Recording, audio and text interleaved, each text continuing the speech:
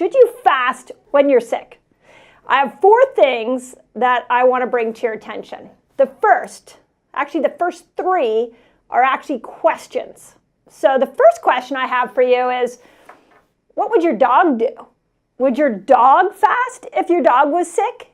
And I think all of us that have pets would agree that when our animals are sick, they do not eat. In fact, that's one of the reasons that we know that they're not feeling well. So if it scares you to fast when you're sick, the first question I want you to realize is animals are doing it all the time. It's instinctive for them. Now, what you may not realize is we all are very primal. We are not that far off from the animal world. And so if you are sick and you don't feel like eating, do not make yourself eat. Go with what the intelligence inside your body is telling you to do. Second thing I want to bring to your attention is just that. What do you feel like doing? So I know you're listening to this video and you're like, but tell me just what to do. And I want to kind of put it back on you and say, no, you tell me what you want to do. Because if you feel like eating, then eat. But don't go into your pantry and open up a big bag of Oreos. Think about the principles of food that I've taught you here on this channel that you can lean into. Like maybe eating probiotic-rich foods. Maybe some yogurt sounds good. Maybe some bone broth sounds good. Maybe a kombucha sounds good. Maybe some green juice sounds good. When you're not feeling well, I don't want you to necessarily think about what should you do. I want you to realize that you have a doctor inside of you that is on the job, and that doctor is going to tell you exactly what you need to do, and that doctor will tell you through cravings, through instinct. So this is a great time to tap into what you want to do. Third thing, because I know you're like, but wait, just tell me what to do, Dr. Mindy, tell me what to do. Okay, now I'm going to tell you what to do. If you don't feel like fasting, if you're like, I have no instinct as to what food I should be eating right now, then there are 3 principles of fasting that you can lean into. Principle number 1, remember that there are 2 ways that you burn energy, sugar burner, fat burner. When you are in a fat-burning energy source, when you have tapped into this source through fasting, through the ketogenic diet, your body and cells are actually primed to stop viral replication. So I've done videos on this. In 2020, we talked a lot about, well, what would be the best fast for COVID? And we dove into the science. So if you haven't seen that science, go back and look at it.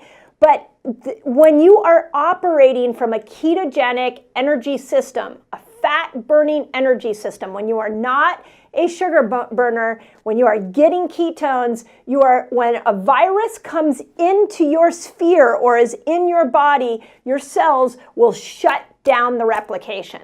So get yourself some ketones. That would be like the most simple thing is get your meter, look at your meter, and see, like, what is your meter showing you? Are you above 0.5? If you're above 0.5, you're in ketosis, and those cells are primed to stop that viral replication. Okay, fasting theory number 2 that I want you to remember is that autophagy fasting, we think of autophagy fasting as like detoxing, but really what you're doing with autophagy fasting is you're detoxing from pathogens. Pathogens are things like viruses, bacteria, and fungi. So at 17 hours of fasting, what happens is this intelligence turns on and it looks around the cell and it goes, okay, there are some bad pathogens in here. I better kill them. Well, that's really great when you're not feeling well. So tap into autophagy fasting. Go back and watch the videos I did on autophagy fasting that you can elongate this autophagy state by breaking your 17-hour fast with fat and keeping your protein under 20 grams. If you do that, now the whole day you're in a state of autophagy. You're probably getting ketones, so you're looking at 2 principles here. You're using the principle of autophagy, you're using the principle of ketones, and your chances of stopping that bacteria, that virus, whatever is ailing you, your chances of stopping that become magnified. So I love those 2 principles if your body feels like doing that. Okay, third principle of fasting, and I don't really talk about this fast much here on my channel, but I want to bring it to your attention. and that's bone broth fasting.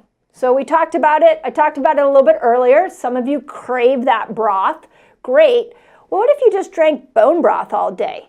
The reason I like bone broth is that bone broth has glycine in it. And glycine goes into the inner mucosal lining of your gut and it starts to repair it. Remember that 80% of your immune system is in your gut.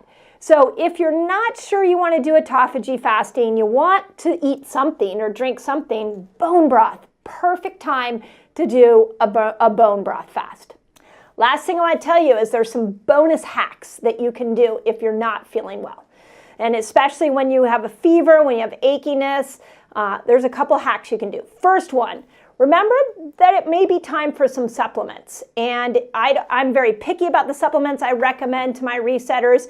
So what we've done for you guys, if we created a supplement protocol sheet that will tell you take these supplements if you have a virus, take this supplement if you have bacteria. I've actually got it right here. Take these supplements if you've got a respiratory infection. What if you need lymph support, better immune support, and need my glasses, any other support that you need for those really nasty colds. So I love solving as many things as we can with a fasting lifestyle, but sometimes you've got to lean into the supplements. So if you want the cold and flu survival guide with the list of all these supplements, just put survival guide in your comments and we will send you a link. It's free. We want you to feel well. We'll send you a link on what our favorite supplements are for these different colds. So that's bonus idea number 2.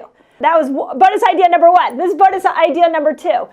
Don't forget to sleep. Start saying no to things. Like when you're not feeling well, this is not the time to push on through. This is the time to go, okay, body, you don't want me to eat. You want me to slow down. I'm exhausted. Get your butt in bed. It is time to sleep and to get a lot of sleep. Your body repairs when it's asleep. So say no to social engagements. Tell work you can't show up that day and lean into as much sleep as you possibly can. Slowing down is key. The other great hacks I love, if you haven't tried an Epsom salt bath, love Epsom salts because they pull toxins out of your body and they put magnesium into your body. So if you're feeling a lot of achiness with your cold, that's a great hack. And one of my favorite hacks of all time for colds and flus that I've done with my family from the day my kids were born is a good old-fashioned chiropractic adjustment. Chiropractic adjustments will boost your immunity by 200%. You get a rush of white blood cells immediately following a chiropractic adjustment. So if you have a chiropractor, when you are not feeling well, bundle yourself up and head to their office and get yourself a chiropractic adjustment. So those are my favorite hacks on flus. Remember, your body is born to heal. When we get a flu or a virus, the more we medicate it, the more we try to put outside things in, we manipulate the intelligence. But a fever is an incredible sign. It's burning out an infection. Mucus, trying to get pathogens out of you. Achiness is mobilizing these pathogens throughout your body.